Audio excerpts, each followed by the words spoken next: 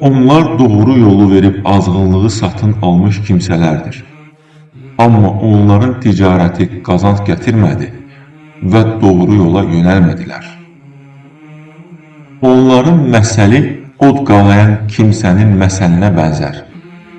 Allah onun ətrafındakiləri işıqlandırdığı zaman Allah onların nurunu aparar. Özlərini də görə bilməyəcəkləri zülmətlər içərisində buraxar. Kar, lal və kör olduqlarına görə qayıtmazlar. Yaxud onların məsəli zülmət içində göy gurultusu və şimşəklə yağan leysana düşənlərin məsəlinə bənzəyir ki, ildırımdan ölmək qorxusu ilə barmaqlarını qulaqlarına tıxayırlar.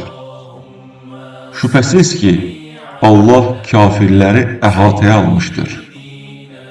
Şimşək az qalır ki, onların gözlərini çıxartsın.